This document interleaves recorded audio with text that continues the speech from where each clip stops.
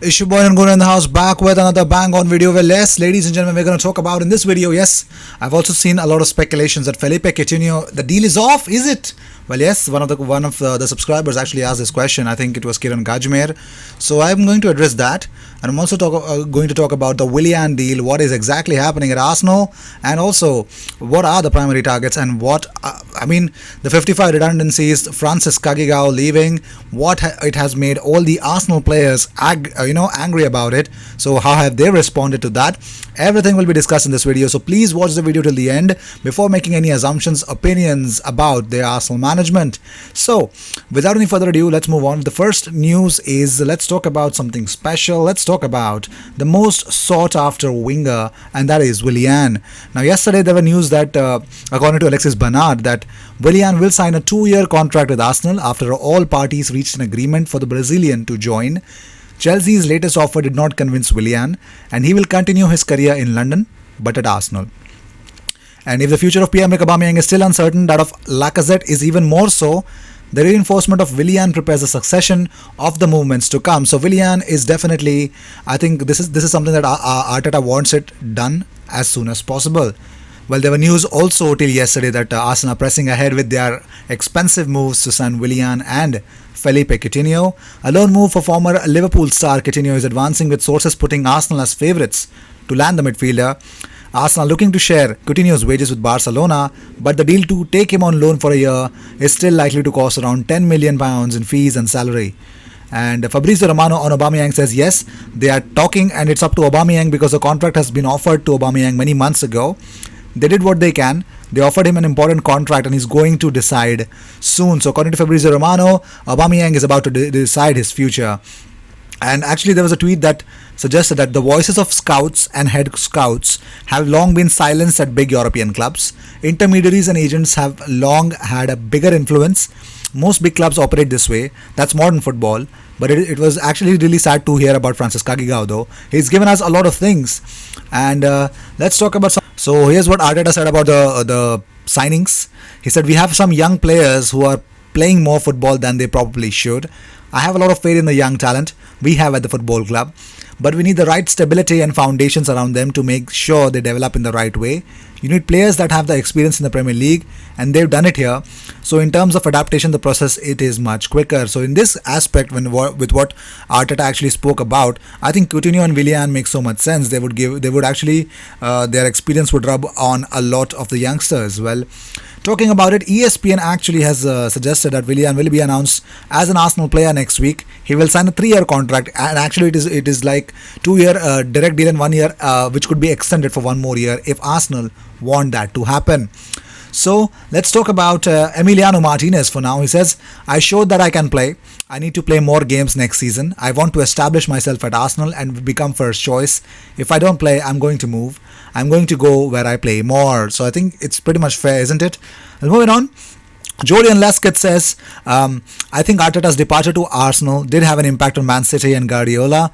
Arteta was an integral member of the club, so he would have left a hole, and it's difficult to cope with that appearing in the middle of a season. I know the role that Arteta played within that dressing room, and he had the responsibility to keep everyone level-headed. Arteta also worked extremely hard with the players and spent a lot of one-to-one time with them that Guardiola wouldn't necessarily have the time to do. If I'm honest, I could see Arteta improving to be this successful so soon as a head coach. He definitely had the knowledge and the energy. He was always a student of the game, but I'm surprised to see how quickly he has found success. Well, yes, it has been pretty much clear that Arteta is definitely bound to succeed, but let's talk about Arsenal players. Now, Arsenal players are not happy with 55 staffs being made redundant. This is what has been tweeted by David Ornstein. He says they agreed 12.5% wage cut in April after receiving assurances that nobody would lose jobs. Yesterday's news left squad angry, and they plan to raise it with the Arsenal bosses. And yes, that is what David Ornstein tweets out. Also, it is suggested that Arsenal have lost 3 top scouts, and the rehab coordinator is also set to leave. and how a bid for Willian and other transfers is affected with all this stuff. So there are lots of things that is about to happen, yeah. But here's the thing: Willian has agreed a 3-year contract at Arsenal, which is worth around 100k a week. So Arsenal are not going to lose a lot of money, isn't it? Well, talking about it, Ali McCoist says he can't believe Arsenal are making 55 people redundant. Yes, after the club's announcement last night, he said, "I don't think you can defend it. I think the majority of Arsenal fans would agree with that. It is indefensible to think that a scout, somebody who has been at the club for 30 to 35 years, is being let go. Morally, I think it's an own goal. I understand the dilemma, particularly Arteta. He'll want to strengthen his squad. He wants to bring Willian in, and you've got to keep Aubameyang. But you tell me how that can be morally right if you're offering somebody 100k a week when somebody on 200 is getting the sack." Well, let's talk about Thomas Partey for now. Well, the Arsenal fans actually, the David Vinuesa Malbach actually tweeted out. He is a close Atletico source. He says, "The Arsenal fans insist. We have counted it 20 times. In February, they told Thomas's agent that they were going to put the payoff for 50 million euros release clause, and the matter was over. Now that they have tried to negotiate because they are not going to pay the release clause, something is wrong for those who say that the crisis did not affect the situation." He says Arsenal has actually fired 55 employees due to the economic crisis. For this and other reasons, it is perfectly understood that in February they wanted to pay the Thomas clause and now they cannot and have ruled out paying 50 million. So yes, it is pretty much clear, it is pretty much real that Arsenal cannot pay the release clause of Thomas Partey, but that does not mean that we are off the deal at all. Well, talking about more stuff, it has been over 18 months since Raul Sanllehi spoke to non-club media. Only person to have interviewed Edu since his appointment has been Gilberto Silva. And James Benge tweets out, "If you don't explain your plan, then others do for you." Seems like if you're a fan and want to hear what your club's key decision makers are thinking, your best bet is to wait for Kia Jirapchian to appear on Talk Sport. And it is sad, isn't it? Well, talking about it, Rob Holding on his Instagram story reunited with former Arsenal defender Carl Jenkinson while on holiday in Greece. He wrote the caption, "The one and only Carl Jenkinson." So you could see the images that what Rob Holding put in his Instagram stories. Let's talk about more stuff. Kaveh Solhekol has actually spoken about the Arsenal redundancies. He says Ozil is being paid 350k a week and is not even playing. Some of these people who are going to be losing their jobs earn in a year what Ozil earns in a day. That is stark reality of the situation. Now, for all the Arsenal fans who think that Mesut Ozil should be blamed for this, I don't think so. The people who should be blamed is the old management who gave Ozil that much amount of contract, who have actually busted open this whole the club scenario right now. I think they are the ones who are who have done wrong, and I think it's really sad to see 55 people leave. It's really sad. It makes me pain. It pains me a lot. Well, Charles Watts tweets out, says, as reported by Sammy Mogbo and John Cross Mirror, he says Arsenal have told Francis Kagigawa and other key figures within the scouting network that they no longer have a job. I'm told there's a sense of bemusement at the move to axe such respected personnel. Wow, that is really sad, isn't it?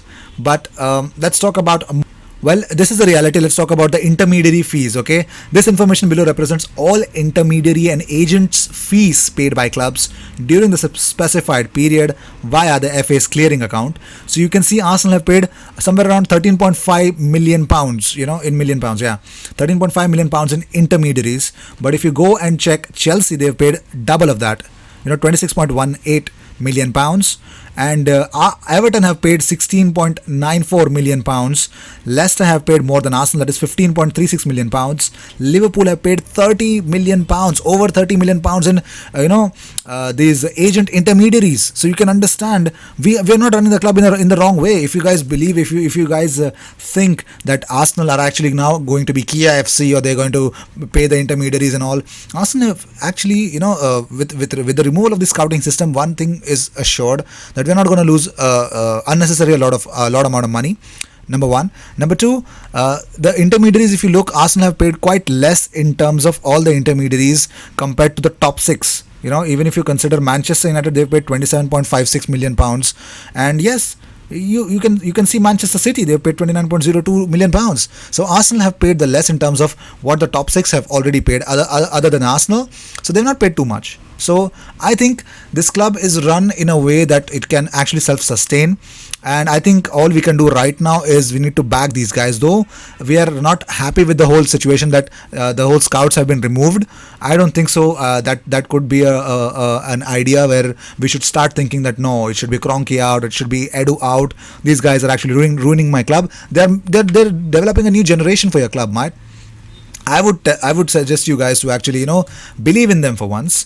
And let's talk about more stuff. Well, in the coming video, in the next video, we're going to talk about Gabriel Magalhaes. But to give you a heads up, yes, Gabriel Magalhaes has selected Arsenal. Yes, he will be an Arsenal player for sure, because I'm going to actually consider a big update on his release clause, how he selected Arsenal, what actually happened, and the reality that Gabriel Magalhaes is definitely turning into Arsenal. And we're going to talk about the whole stats about Gabriel Magalhaes in the next season, why Gabriel Magalhaes makes so much sense in terms of signing for Arsenal. And also about Coutinho, I actually forgot to tell you guys that there are certain rumors which suggested that Arsenal are not even looking at Coutinho, and it came from Fabrizio Romano as well. Fabrizio Romano said that Arsenal were offered Coutinho, and Arsenal are not in advanced stages with Coutinho at the moment, but that does not mean that we are not going to get him. Okay, it's pretty much clear that I believe that Arsenal have actually not announcing certain deals like Aubameyang, and right now they straight away announce redundancies. Now this is a very good way to actually make sure that you actually you pull the cat out of the bag, you address the elephant in the room first, and actually tell everyone that, oh my god, it would not have made sense if you would have told Aubameyang has signed a new deal with 250k a week. It would not have made sense if Arsenal would have announced Willian 100k a week for a 3-year deal, and then told all the Arsenal fans, oh, I'm sorry, we're going to remove Francis Kagiga, 55 people again. Then it would have made no sense, because it would have actually would have been a PR disaster. But I think they said the worst thing first. So I think, but Arsenal are razor sharp focused with their targets. So I'm pretty much clear that this Felipe Coutinho that which is suggested that no, Arsenal are not in advanced talks with Felipe Coutinho is a smoke screen. We need to wait and watch. That's all I think as an Arsenal fan, I or you or everyone can do right now. Well, these were the news of the day. I hope you enjoyed whatever came your way. All the views and news and everything about Arsenal comes on this platform every single day, twice. So you just have to subscribe. And the next video is going to be we're going to talk about Gabriel in detail. So I will see you in my next video. Until then, cheers, and don't forget to subscribe. We're on a mission of reaching 10,000 subscribers.